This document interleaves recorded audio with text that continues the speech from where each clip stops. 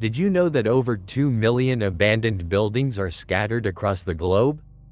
Empty hospitals, decaying theaters, entire ghost towns, all left to rot. But not everything in these places is as empty as it seems. What if, just by stepping inside, you could awaken something that had been lying in wait?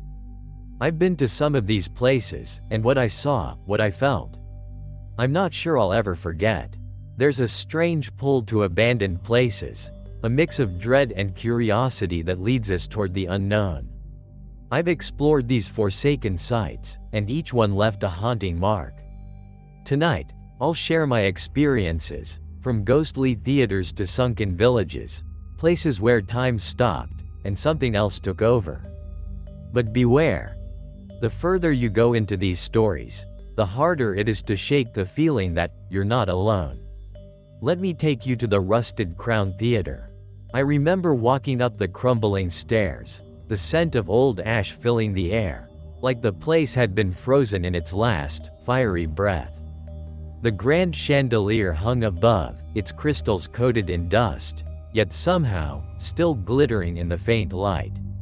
As I stepped further inside, I noticed that the silence wasn't empty, it was thick, pressing down on me like the weight of 100 forgotten souls.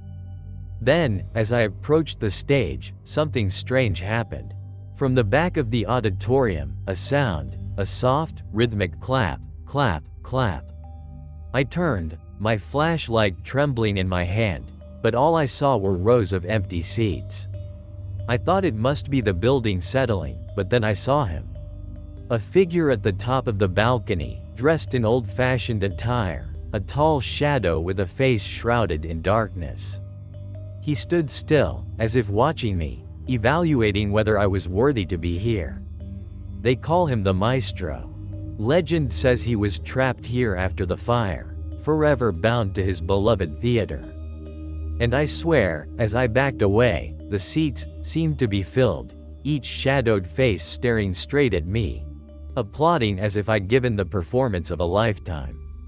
And then there's the Willow Ridge Orphanage. This place has a sinister reputation, but standing before it, I felt only sadness at first. Broken toys were scattered on the cracked pavement outside, like they'd been dropped in a hurry. As I entered, I heard faint whispers, like children talking softly just out of earshot. I found myself in the nursery, where dozens of small beds lined the walls, untouched since the last child left. The air was thick with the scent of mildew, and as I walked past the beds, I could feel eyes on me. Then, suddenly, a giggle, a soft, unsettling laugh that seemed to dance around the room. My heart pounded as I turned, seeing nothing but the rows of beds. But in the corner of my vision, I caught a glimpse, a shadow, small and quick, disappearing around a corner. I followed, driven by some instinct, but when I reached the hall, it was empty, except for a single handprint, small and smeared, pressed against the wall. They call it the Shadow Child. The stories say that this shadow is the spirit of one of the orphanage's last residents, one who died alone, unseen. And in that moment, I could feel it, a tug on my sleeve, as if a tiny hand were reaching out for me, desperate for someone to stay. I also ventured to the sunken village of Breachwood. This place, it's beyond eerie. When the dam broke, it flooded the entire town, trapping everything beneath the water. People say you can still hear screams echoing from the depths on certain nights. I visited the area at dusk, standing on the shore as the mist rolled over the lake. The surface was as smooth as glass, reflecting a sky that had turned a deep, bruised purple. But then, in the fading light, I saw movement. Shadows in the water, just beneath the surface. As I stared, I realized they were faces. Pale, silent faces staring up at me from beneath the waves. They call them the drowned souls, remnants of those who were lost in the flood. Some say if you stare long enough, they'll reach up to pull you down with them.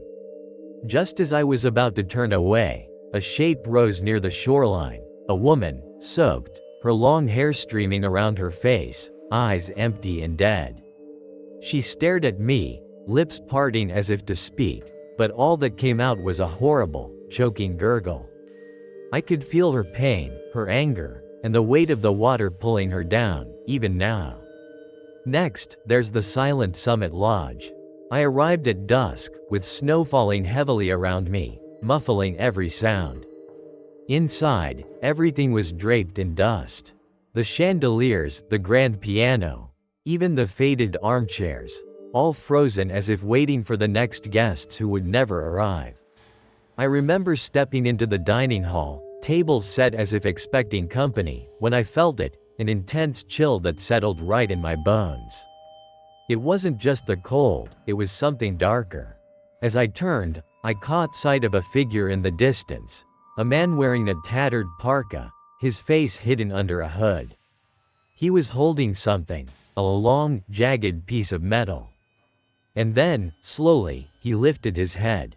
Beneath the hood, there was nothing, just a void, an empty darkness where his face should have been. I tried to move, but my legs felt rooted to the spot. They call him the groundskeeper, and legend has it he prowls the halls, keeping unwanted visitors from leaving. Just as he started walking toward me, my flashlight flickered, and he disappeared. But in that moment, I knew I wasn't welcome. One of the most disturbing places I visited was the Mirage Labs. Tucked away in a canyon, it's a place that reeks of secrecy and decay. I could barely breathe when I stepped inside. Rusted machines loomed in the darkness, and shattered glass littered the floors, remnants of what looked like containment pods. As I walked deeper into the lab, I noticed strange symbols etched into the walls, and in the distance, a low hum, like the whirring of long-dead machinery. Then, I saw him. The Watcher. His form was hunched, almost skeletal, with patches of skin stretched over exposed machinery embedded into his body. His eyes glowed faintly, a sickly yellow that cut through the darkness, and he stared at me, unblinking.